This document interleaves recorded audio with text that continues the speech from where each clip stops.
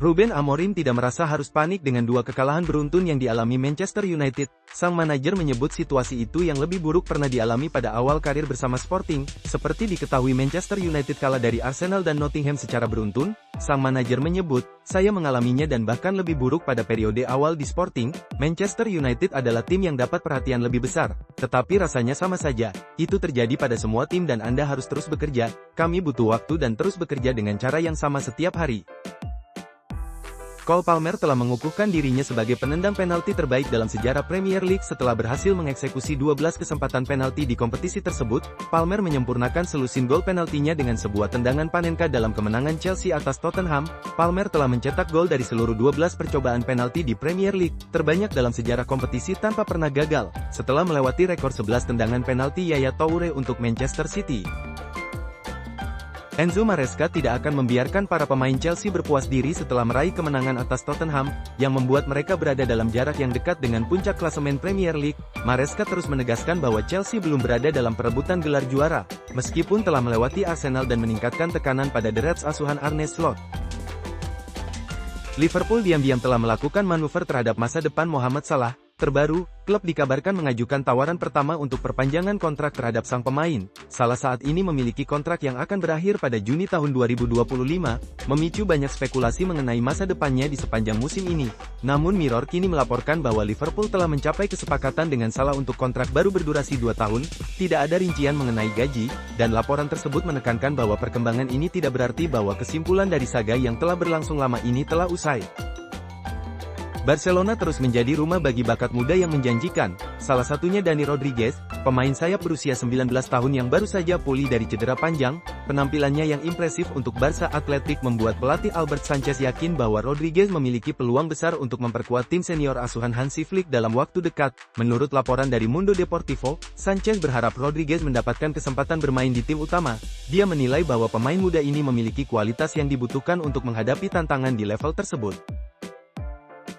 Manchester United terus menjadi topik utama dalam pembahasan sepak bola terkait dinamika klub, baik di dalam maupun di luar lapangan. Era baru di bawah kepemimpinan Ruben Amorim sebagai pelatih utama tengah mengalami ujian berat. Bersamaan dengan itu, pergerakan transfer setan merah juga menjadi perhatian, terutama setelah muncul kabar bahwa Jonathan David, striker andalan Lille, tertarik untuk pindah ke Premier League pada musim panas mendatang. Menurut laporan Shout Offside, Jonathan David, striker asal Kanada yang saat ini memperkuat Lille, semakin terbuka untuk pindah ke Premier League. Kontak awal antara perwakilan Manchester United dan pihak striker internasional Kanada itu disebutkan sudah terjadi, memberikan peluang besar bagi kepindahan ini terwujud. Victor Osimhen tengah menjadi perhatian klub-klub besar Eropa jelang bursa transfer Januari. Juventus, Paris Saint-Germain, dan Manchester United dilaporkan tertarik memboyong pemain berusia 25 tahun itu, yang kini tengah dipinjamkan Napoli ke Galatasaray. Meskipun Napoli harus kehilangan salah satu aset terbaik mereka, melihat penjualan Osimhen sebagai langkah finansial strategis. Laporan menyebutkan bahwa hasil penjualan yang bisa mencapai 1,26 triliun akan digunakan untuk mendatangkan pemain baru. Meski Galatasaray mendapat keuntungan besar dari performa Osimhen, tampaknya tidak memiliki kapasitas finansial untuk mempermanenkan statusnya. Cole Palmer menjadi bintang kemenangan dramatis Chelsea atas Tottenham Hotspur. Penampilan gemilangnya termasuk 2 gol dari titik penalti, salah satunya dengan teknik Panenka yang memukau. Cole Palmer mengungkapkan momen saat ia memutuskan untuk mencoba teknik Panenka pada penalti keduanya. "Ketika saya mundur dan melihat waktu pertandingan, saya merasa situasinya cukup kacau. Kiper sudah bersiap untuk menjatuhkan diri, jadi saya chip bola itu. Tujuan saya hanya mencetak gol, dan syukurlah itu berhasil." Kapten timnas Prancis, Kylian Mbappé, meminta pelatih Didier Deschamps untuk membeberkan alasan sebenarnya tak memanggil dia ke skuad Les Bleus di jeda internasional November lalu. Kylian Mbappé sudah cukup lama tak membela timnas Prancis. Kali terakhir sang penyerang memperkuat negaranya adalah pada periode jeda internasional bulan September. Selama membela tim Ayam Jantan, Mbappé telah menyumbangkan gelar juara Piala Dunia 2018 dan UEFA Nations League 2021. Mbappé juga mencatatkan 86 caps sejak debut pada Maret tahun 2017. Pelatih Manchester City, Pep Guardiola, meminta timnya untuk melupakan gelar dan menerima nasib menderita. Pep Guardiola mulai bersikap realistis setelah Manchester City belum juga mengakhiri rentetan nasib buruk. Pada laga Liga Inggris terbaru, Man City harus menerima hasil imbang 2-2 melawan Crystal Palace. Guardiola menegaskan bahwa timnya sudah berusaha semaksimal mungkin di setiap laga. Arsenal gagal meraih kemenangan saat bertandang ke markas Fulham. Martin Odegaard tak mau ambil pusing dengan hasil para rival dalam persaingan Liga Inggris. Kapten The Gunners itu hanya ingin fokus dengan timnya sendiri untuk laga-laga mendatang. Kami harus fokus pada diri sendiri, kami tidak peduli dengan tim lain dalam perebutan gelar, kata Odegaard usai laga Fulham versus Arsenal, dilansir dari BBC. Jamie Vardy menunjukkan masih bisa bersaing di Liga Inggris di usia yang tak muda lagi. Ia tampil gemilang saat Leicester City comeback menahan Brighton. Vardy membuktikan bahwa usia hanyalah angka untuknya lewat torehan di laga melawan Brighton.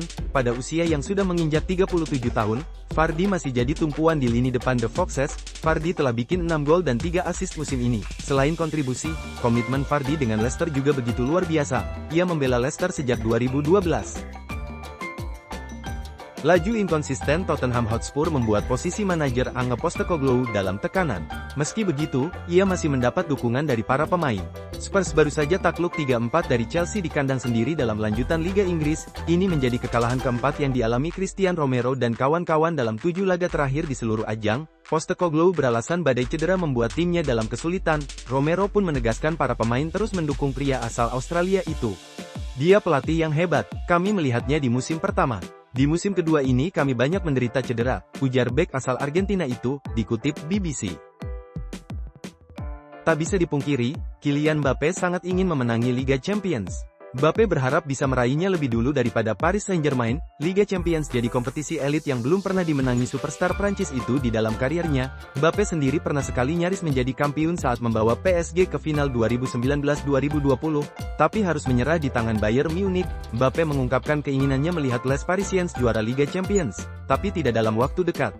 Untuk sekarang, kuharap tidak sih, karena aku ingin memenanginya, ungkap pesepak bola berusia 25 tahun itu. Timnas Indonesia memetik poin penuh kala bertandang ke markas Timnas Myanmar di laga perdana Grup B Piala AFF 2024 di Tuuna Stadium, pada Senin malam waktu Indonesia Barat. Di awal pertandingan, Timnas Indonesia langsung menekan pertahanan Timnas Myanmar. Namun sepertinya pemain merah putih masih grogi dan ini membuat permainan mereka agak kacau. Di babak kedua, Shin Tae-yong melakukan pergantian strategi. Pergantian pemain dan strategi ini membuat permainan Indonesia membaik. Mereka bermain lebih tenang dan teratur. Pada menit ke-76, kebuntuan akhirnya tercipta. Timnas Indonesia bisa mencetak gol dari sepakan Asnawi Mangkualam. Hasil ini membuat Indonesia memetik 3 poin dan untuk sementara berada di posisi kedua klasemen.